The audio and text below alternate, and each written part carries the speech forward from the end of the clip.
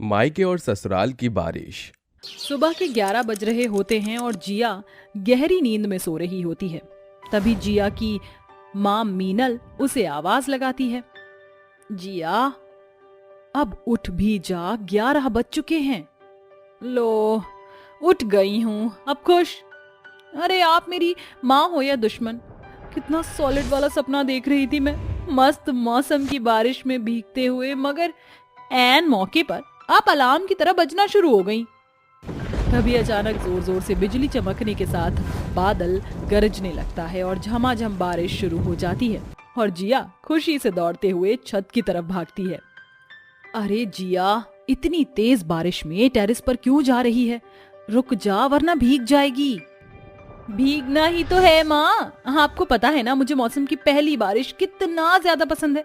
मैं बारिश में नहाने जा रही हूँ, तब तक आप मेरे लिए पनीर के पकौड़े बनाकर रखना। फिर जिया घंटों तक बारिश में भीगती और नाचती गाती है।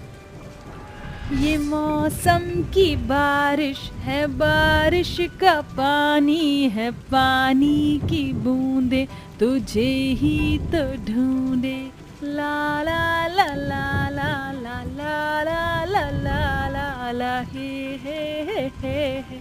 सच में पहली बारिश में नहाने का मजा ही कुछ और है। जिया, अब नीचे आजा वरना बारिश में भीगकर बीमार हो जाएगी। बस थोड़ी देर और माँ। काफी देर बाद जिया बारिश में भीगी हुई नीचे आती है, मगर उसके गीले पैरों से पूरा घर गंदा हो जाता है। Oh no, shit shit shit shit shit, मुझे बारिश में स्लीपर पहनकर जाना चाहिए था, मैंने पूरा घर गंदा कर दिया। अरे जिया, तू ठीक तो है? कहीं बारिश में बिजली का झटका तो नहीं लग गया? ऐसे बड़बड़ा क्यों रही है? अरे जिया, ये क्या किया तूने? पूरे घर में गंदगी मचा दी। ओहो मेरी प्यारी माँ, तुमने वो एड ब्रेक नहीं देखा क्या? अरे कौन सा? दाग अच्छे वाला? ये कहकर जिया जोर जोर से हंसने लगती है, तभी उसे छींक आ जाती है। आची! आची!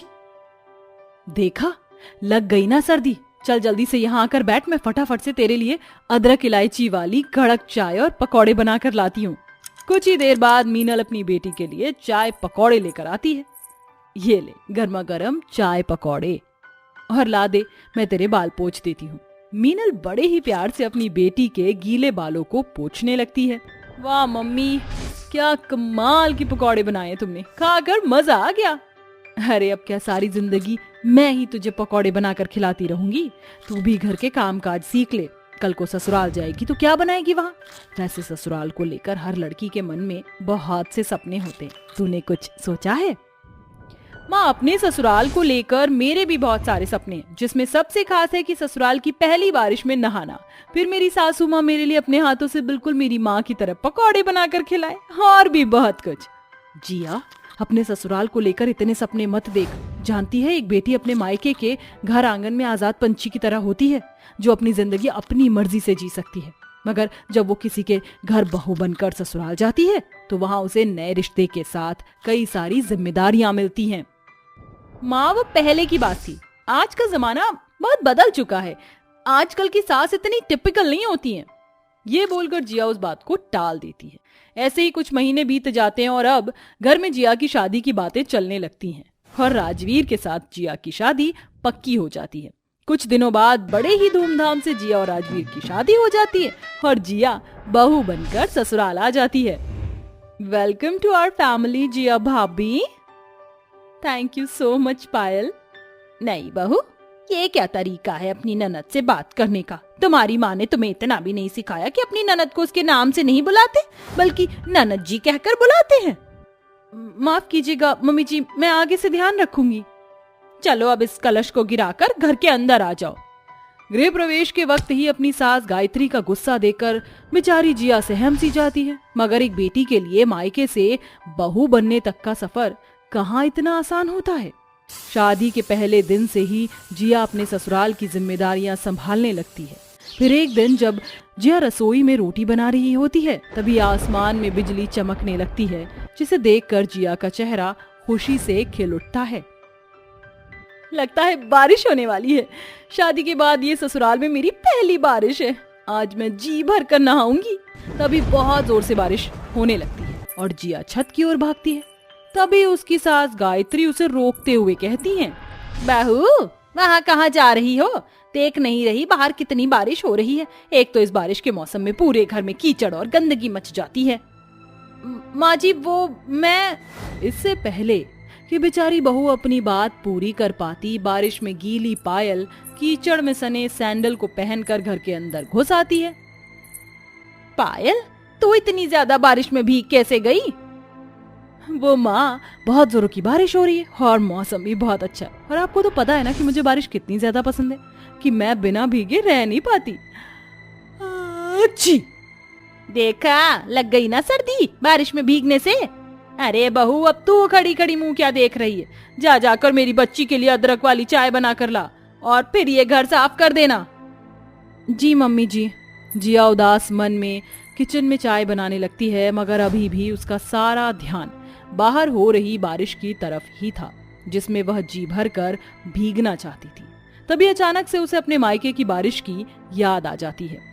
माँ ने बिल्कुल ठीक कहा था, बहू बनने के बाद ससुराल में जिंदगी बिल्कुल बदल जाती है। एक वो वक्त था जब मैं अपने मायके में मोर के जैसे खुलकर बारिश में नाचती थी, मगर आज मैं इस बारिश की बूंदों को छूने के लिए भी तरस गई हूँ, क्योंकि ये मेरा मायका नहीं ससुराल है और अब मैं इस घर की बहू हूँ। जिया जल्दी से चाय बनाकर अपनी ननद को दे देती है और घर की सफाई में लग जाती है। तभी उसका पति राजवीर घर चला आता है। माँ, बाहर कितनी अच्छी बारिश हो रही है। अरे भाई, कुछ पकौड़े शकौड़े बना लो। अरे इसमें कौन सी बड़ी बात है, मैं अभी बहू को बोल देती हूँ, वो बना देगी पकौड़े। अरे भाग्यवान, मेरे लिए तो समोसे बनवाना और थोड़ी मिर्च के पकौड़े भी। सुन लिया ना बहू, अब जा जाकर जल्दी से सभी के लिए गर्मा गर्म पकौड़े बना ला। जी मम्मी जी।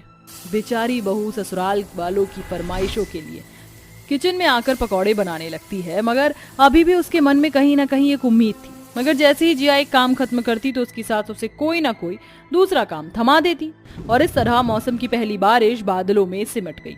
ऐसे ही दिन बीतते गए। हर रोज मॉनसून के मौसम में बारिश होती, मगर जिया का मन हर बार उस बारिश को देखकर उदास हो जाता, जिसे राजवीर अब समझ गया था, और ये बात राजवीर अपनी माँ से बताता है। माँ, आपको नहीं लगता कि जब से जिया शादी करके हमारे घर में आई है, हम उसकी फीलिंग्स को समझ ही नहीं पाए? आपको पता है, जिया को बारिश बहुत ज़्यादा पसंद है, मगर वो बेचारी हर बार हमारी फरमाइश पूरी करने में उलझ जाती है। भैया बिल्कुल ठीक कह रहे हैं मम्मी, मैंने भी कई बार देखा है, भाभी बिल्कुल भी खुश नहीं है। भाभी हमारी हर एक छोटी छोटी खुशियों का कितना ख्याल रखती है, इस नाते हमें भी उनकी खुशियों का ख्याल रखना चाहिए, आखिर वो भी तुम्हारे घर का हिस्सा है। तुम दोनों ठीक कह रहे हो, मुझे बहू को समझना चाहिए था। तभी एक बार फिर से बारिश होने लगती, जिसके बाद जिया का पूरा ससुराल मिलकर उसे सरप्राइज देते हुए टेरेस पर लाते हैं। बहू, आज तेरी सास तुझसे कह रही है, उस सावन के मोर की तरह इस बारिश में भीग, जैसे तू अपने मायके में भीगती थी। ये बारिश तेरी है बहू, और हम भी तेरे हैं। Thank you so much mummy ji. मुझे लगा था कि मुझे ससुराल की बारिश में नहाना कभी नसीब ही नहीं होगा, मगर आज मेरा सपना सच हो गया। ये बोलकर जिया खुशी से अपनी सास के गले लग जाती है और फिर अपने ससुराल वालों के साथ बारिश में खुशी से भरकर बहुत भीगती है। साथ ही गायत्री अपने हाथों से अपनी बहू के लिए बारिश के मौसम में पकौड़े बनाकर भी खिलाती है। रूपाली और ललिता बहुत अच्छी दोस्त थीं और वो दोनों अपनी दोस्ती को रिश्ते में बदलना चाहती थीं। हमारी दोस्ती को इतने साल हो गए और अब हम दोनों के बच्चे भी बड़े हो गए हैं। तूने बिल्कुल सही कहा, मेरा आदित्य भी काफी बड़ा हो गया है। हाइट देखी है उसकी, पूरे 6 फुट का हो गया है। लेकिन मेरी आराध्या तो बोनी ही रह गई, उसकी हाइट पता नहीं क्यों नहीं निकली, 4 फुट से ज्यादा बढ़ ही नहीं रही। रिश्ते भी नहीं आ रहे हैं उसके लिए। ललिता अपनी सहेली रूपाली की ये बात सुनकर थोड़ी देर सोचती है, लेकिन उसके बाद वो मुस्कुराते हुए अपनी सहेली रूपाली से कहती है, अरे बहन, ये तो वो वाली बात हो गई कि बगल में छोरा और शहर में ढिंडोरा। यानी कि मेरा खुद का बेटा जवान है और अब वो शादी के लायक भी हो गया है, तो क्यों ना हम अपनी दोस्ती को रिश्तेदारी में बदल दें। ये सुनकर रूपाली भी बहुत खुश होती है, जिसके बाद दोनों सहेलियां मिलकर अपने बच्चों का रिश्ता तय कर लेती हैं। कुछ ही दिनों में शादी की रस्में शुरू हो जाती हैं, लेकिन ललिता के बेटे आदित्य को इतना भी नहीं पता था कि उसकी माँ जिस लड़की से शादी कर रही है वो लड़की कद में बहुत ज्यादा छोटी है। शादी के पहले दिन जैसे ही आराध्या दूध का गिलास लेकर आदित्य के कमरे में जाती है, वो आराध्या को देखकर हंसने लगता है और कहता है, ये कैसा मजाक है? लगता है तुम आराध्या की छोटी बहन हो, लेकिन आज की रात मुझे तुम्हारे साथ नहीं बल्कि तुम्हारी बहन के साथ गुजारनी है। जाओ अपनी बहन को लेकर आओ। दूध का गिलास टेबल पर रखने के बाद आराध्या आदित्य से कहती है, अरे आप मुझे गलत समझ रही हो, मैं ही आराध्या हूँ, आपकी पत्नी। आपने मुझसे ही शादी की है। आदित्य ये सुनते ही पागल हो जाता है। उसे कुछ समझ नहीं आता। उसे अपनी शादी एक धोखा लगने लगती है, जिसके चलते वो आराध्या को बहुत कुछ सुना देता है। अपने आप को देखा है? मैं तुम्हें अपनी पत्नी स्वीकार भी कैसे कर सकता हूँ? तुम मेरी पत्नी नहीं हो सकती। इतनी छोटी हाइट है कि अगर तुम्हें अपने साथ लेकर कहीं चलूंगा तो लोग मुझे तुम्हारा पापा कहकर बुलाएंगे। अजी, आप ये कैसी बातें कर रहे हो? आज ही हमारी शादी हुई है और आज हमारी पहली रात है, और आज अचानक से आप ये सब बोल रहे हो? अरे तुमसे अच्छी तो मेरी गर्लफ्रेंड थी। काश मेरी शादी उसी से हो जाती। कम से कम बच्चे जैसी पत्नी लेकर तो नहीं घूमना पड़ता मुझे। मैं तुम्हें अपनी आंखों के सामने नहीं देखना चाहता हूँ। धोखा हुआ है मेरे साथ। चली जाओ यहाँ से और मुझे अपनी शक्ल भी मत दिखाना। आदित्य का गुस्से का लेवल बहुत ज्यादा ऊपर होता है, जिसकी वजह से आराध्या बहुत ज्यादा डर जाती है। उसे कुछ समझ नहीं आता, जिसके चलते वो कमरे से बाहर निकल आती है। घर के सभी लोग आराम से सो रहे होते हैं। वो किसी को परेशान करना नहीं चाहती थी, इसीलिए वो रसोई में जाकर सो जाती है। लेकिन अचानक से आधी रात को उसे आदित्य के कमरे में हलचल की आवाज आती है। अरे ये क्या? आदित्य जी के कमरे से ये कैसी आवाज आ रही है? कहीं कोई चोर तो नहीं घुस गया? मुझे उनके कमरे में जाकर देखना चाहिए। आराध्या ऐसा सोचकर जैसे ही आदित्य का कमरा खोलती है, उसके बिस्तर पर आदित्य एक बहुत सुंदर सी लड़की के साथ लेटा हुआ था। वो अपनी पहली रात अपनी गर्लफ्रेंड के साथ गुजारने लगता है। ये देख आराध्या के पैरों तले जमीन खिसक जाती है और वो बिना कुछ कहे ही वहाँ से रोते हुए बाहर आ जाती है। बाहर बहुत तेज बारिश होती है। ये सब क्या हो रहा है मेरे साथ? मेरा पति मेरी पहली रात पर अपनी ही गर्लफ्रेंड के साथ सो रहा है। हे भगवान, इससे पहले तो तू मुझे उठा ही लेता। ऊपर से आदित्य जी को मैं बिल्कुल भी पसंद नहीं।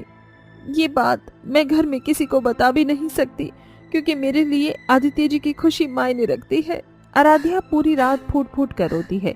अगले दिन सबके उठने से पहले ही आराध्या एक संस्कारी बहू होने के नाते पूरे घर की साफ सफाई करके और नहा धोकर मंदिर में पूजा करती है, जिसके बाद में सभी के लिए नाश्ता भी बनाती है। अरे वाह बहू, तूने तो सुबह सुबह सारे काम कर लिए, ऊपर से नाश्ता भी बनाया है। बहुत ही अच्छी खुशबू आ रही है। चल हम सभी को नाश्ता परोस दे। ललिता अपनी बेटी पूजा के साथ नाश्ता करने लगती है।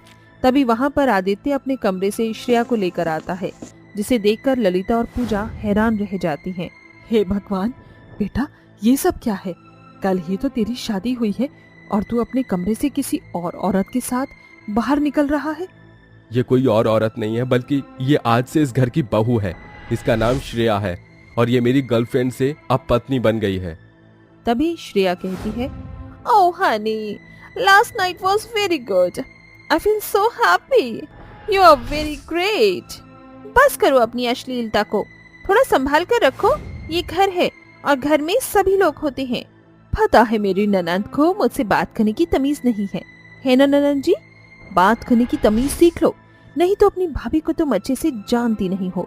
श्रेया पहले दिन से ही घर के सभी लोगों को धौंस जमाने लगती है। ऊपर से वो आराध्या को तो घर की नौकरानी समझती है। अच्छा, यही है वो लड़की जो हाइट में बोनी है? अरे तूने मेरे बुलडॉग जैसे आदित्य से शादी कर कैसे ली? तेरा तो मैं वो हाल करूंगी जो तूने कभी सपने में भी नहीं सोचा होगा। चल जा, मेरे लिए फटाफट नाश्ता लगा।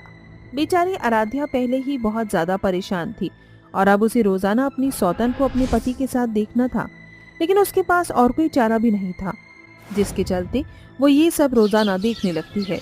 आदित्य का सुबह ऑफिस जाने का समय हो ही गया है, अभी तक श्रेया उठी ही नहीं। अगर वो उठेगी नहीं तो नाश्ता बनाएगी नहीं तो आदित्य लेट हो जाएंगे। मुझे ही जल्दी सारे काम निपटाने होंगे। एक तरफ तो आराध्या का दिल पूरी तरह अपने पति के लिए टूट चुका था, लेकिन उसके दिल में कहीं ना कहीं एक उम्मीद जरूर थी। वो अपनी शादी को निभाने के लिए घर के सारे काम अच्छे से करती है और किसी को कोई तकलीफ नहीं होने देती। यहाँ तक कि रोजाना आदित्य का लंच और ब्रेकफास्ट भी वही बनाती है। ये सब देखकर एक दिन आदित्य अपनी पत्नी श्रेया से कहता है, खुश रहो, तुम मेरी पत्नी हो और मैं चाहता हूँ कि तुम मेरे लिए कुछ करो, जैसे मेरे लिए लंच बनाना या ब्रेकफास्ट बनाना या मेरे कपड़े इस्त्री करके देना। तुम्हें थोड़े बहुत काम तो करना ही चाहिए। तुम क्या मुझे इस घर के अंदर नौकरानी बनाकर लेकर आए हो? अरे भरी गर्मी है, काम करने वाली नहीं हूँ मैं। तुम कौन होते हो मुझे बताने वाले? इस प्रकार उन दोनों में थोड़ी सी बहस हो जाती है, जिसके बाद आदित्य गुस्से में ऑफिस पहुंच जाता है। अब रोजाना आदित्य और श्रेया में किसी न किसी बात को लेकर लड़ाई होने लगती है, जिस कारण आदित्य बहुत ज्यादा परेशान हो जाता है और ऑफिस से मिल रही प्रपोजल को वो एक्सेप्ट कर लेता है। डोंट वरी सर, मैं ये मीटिंग बहुत अच्छे से करूंगा। आदित्य को थोड़ा सा अकेलापन चाहिए था, क्योंकि वो अपनी पसंद की लड़की घर में ले तो आया था, लेकिन उसकी हरकतें और उसकी बातों से वो फ्रस्ट्रेट हो चुका था। इसी के चलते वो एक मीटिंग के लिए गोवा जाने वाला था। वो घर से निकल तो जाता है, लेकिन तेज बारिश के कारण उसे फ्लाइट कैंसिल करनी पड़ती है और उसे वापस घर आना पड़ता है। रात के 12 बजे होते हैं। घर में सब लोग सो चुके थे।